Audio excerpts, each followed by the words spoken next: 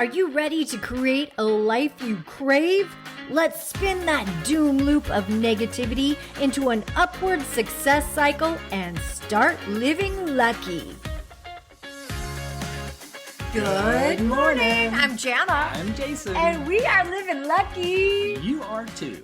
We often talk about getting outside your comfort zone, facing your fears. Well, today, Jason and I did just that. And how?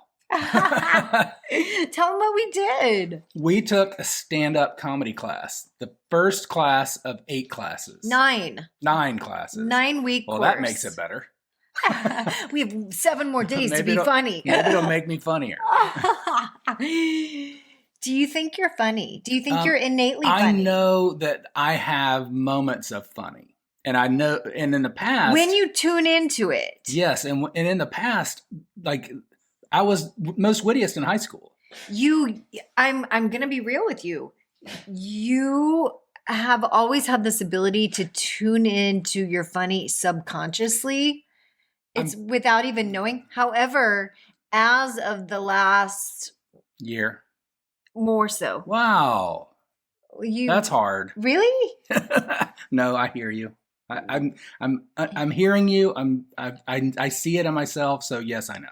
We've gotten very cerebral in studying and helping people, and we've lost that quick wittedness. And when it really shows is sometimes when we go to dinner parties, it's like we're rusty. Yeah, and it really shows for me. Like I see it because when we're working with people, helping them like live their best life, there's a darkness or a cloud in there that they haven't been, and then also there's this wanting to learn and understand how to live their best life. And so then it gets... So it's not really the time or place to be funny. However, it is. Being funny anywhere is healthy. Like it's a good thing. It raises everyone's vibration. Yes. And it also takes you out of like that... Woe is me. The woe is me, the hurt of it, the shame of it, the guilt of it, any of that. And like you said, raises the consciousness, raises the vibration, raises that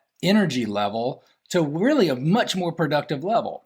And here I'm doing it right now. I'm not allowing the funny. I know. Because we're talking about a serious subject, and you can talk about serious subjects and still be funny. And that's what I want to learn to do again. That is where, for some reason, we have made this an either or instead of a yes and. Oh, I love that. Yes and. We took improv classes 12 years ago. Yeah, the improv classes were across the hallway. I'm going to say, I think they were having a lot more fun in the improv classes. Well, I don't know that they had the fear because in improv, you get to work off of each other. Right. So there's a team element to it. And this was, hey, stand up in front of these 9 people. And tell a joke. No, don't put me on the spot. We had to tell a joke. And when you start by saying, oh, I got a joke for you. This better be funny. Right? It raises the expectations of, oh my gosh, this. And it also throws up these little levees or dams or barricades where people are like, all right, let's see what you've got. And let me judge you on it. Did you feel judged? Of course. I was judging myself. And I realized that we're all doing the same thing. We're just taking our turns, like being in the limelight and learning, yes. So it's like, but still in that moment, I speak all the time. I speak with big crowds. I speak with the two of us. There was a moment where it's like, I'm alone here in the spotlight and people are going to decide whether or not my delivery here is funny.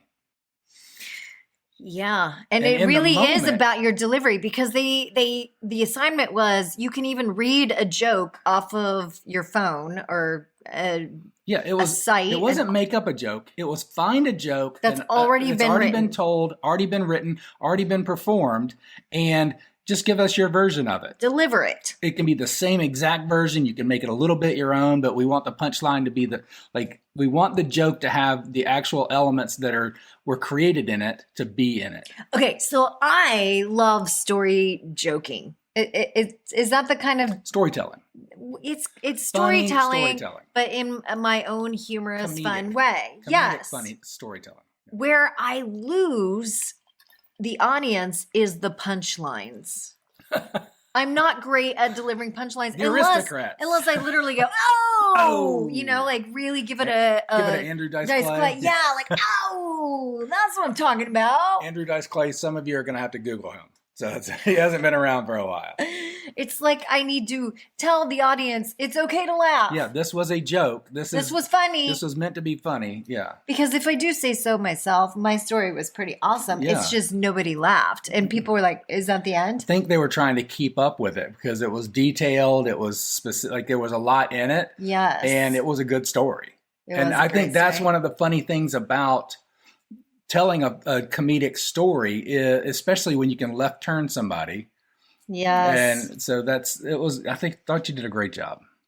Okay, so let me ask you this. Is there any fear in we just found out today in our first class that at the end of these 9 weeks, we will be having a show. Yeah. A paid show. Like we're not getting paid, but people are paying to come see it. And we need to develop 5 minutes of straight through fluid comedy of our own individual original routine. Yeah, that freaks me out a little bit. Does it? Yeah, I love having conversations with people and working off of what they say. So coming up with just line after line of "Hey, go be funny," yes, makes me freak out inside. I think you might be great with crowd work. I really do. I think I would enjoy crowd work, but this is one of the things. Like even in the coaching containers that we're in or that I'm in. When I get in there and I'm alone with, let's say 200 or 300 students, if they aren't there to get out of it what I want them to get out of it or what they're hoping to get out of it, then the crowd has to work with you. So it's not like you're going to, I wouldn't be the comic that goes in there and starts like hammering people in the crowd. I would be in there wanting to work off of something, yes-anding and making something a bigger story, a better story, a more creative version of that. You know where I think you really shine? And I'm going to be real. And I don't know if this is going to be taken as a compliment, even though it is. You shine in the poop humor. No. I think you really shine sometimes in our morning coffees. We have morning coffee on Monday. And it's virtual, so anyone can join us. It's just on our Facebook page. We go live. And I feel that you shine when I am carrying the conversation. Yes. And you can get in those one-liners. They're one-liners, but they're sometimes they are, they're underneath the layer. Yeah.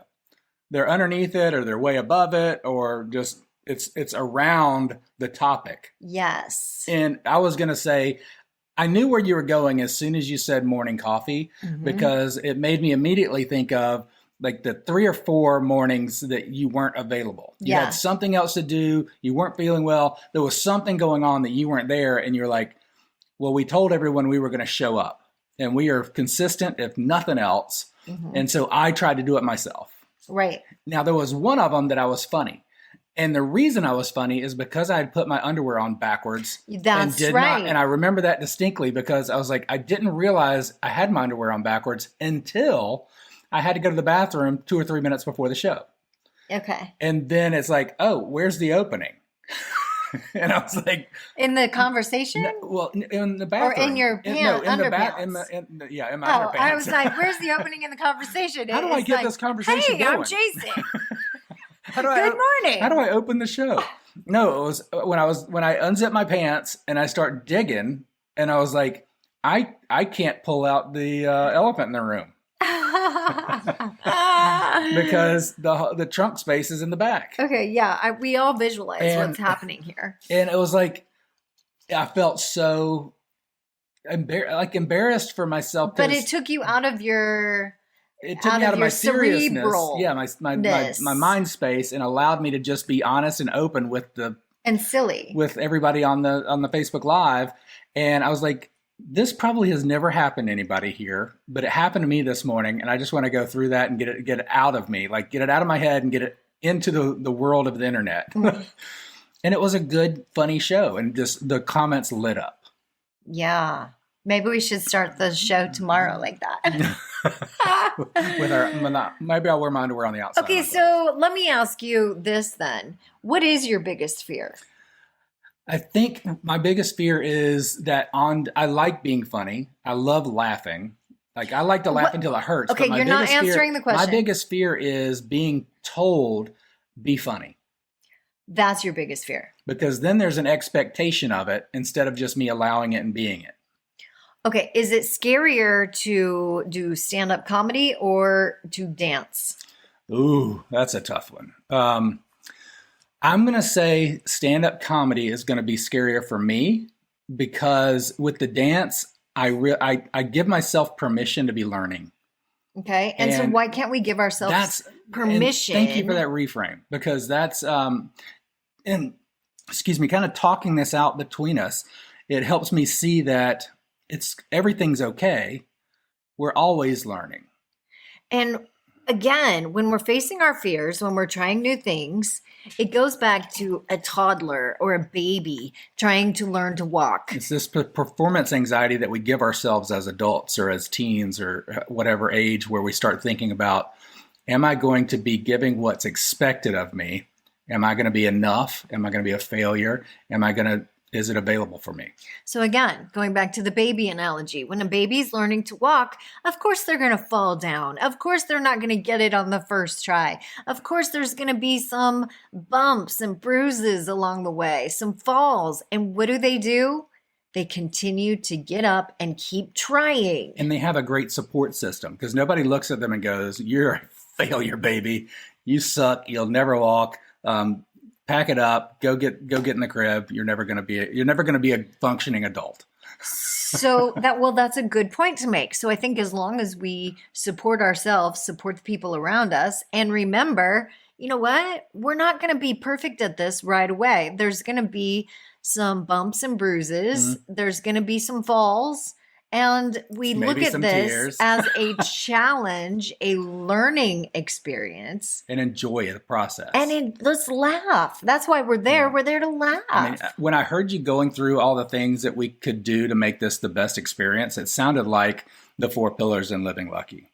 Believe in yourself, that you're on this learning path. Believe in the people around you. Cultivate the right people to be in your corner, rooting for you, cheering for you, and saying, yes, you can. Yes, you got this. And then believe in all your circumstances because there's something funny in all of it. And then just believe that there's a higher power up there with you. But do you see how you just went into coaching mode again? And it feels sometimes like if we can just allow ourselves to laugh and have fun and be imperfect and not worry or not let it go. And I think of myself as a non-worrier, but when I have a coach like you next to me, I get to hear the worry in me. I get to see the worry in me. And that's pretty cool. No, that sounded like a mirroring thing, and that sounded like a whole different podcast. But yeah. So what we're talking about though today is facing your fears. Facing your funny. Get outside your comfort zone. Yeah. And I want to say one more thing before we wrap it up is sometimes that the biggest fear that we have in our lives is the universe's way of saying, lean in. Yeah, it's time for you go there. To grow there. Because if you can get over that limiting belief, that is where you are going to thrive. Yes. Grow there. Keep living lucky. So did you hear the one about the farmer and the 3 dogs? No, I'm just joking. The farmer's got a goat, a sheep, and a dog. Thanks for joining us. Have a great day. Keep living lucky. If the idea of living lucky appeals to you, visit us at startlivinglucky.com.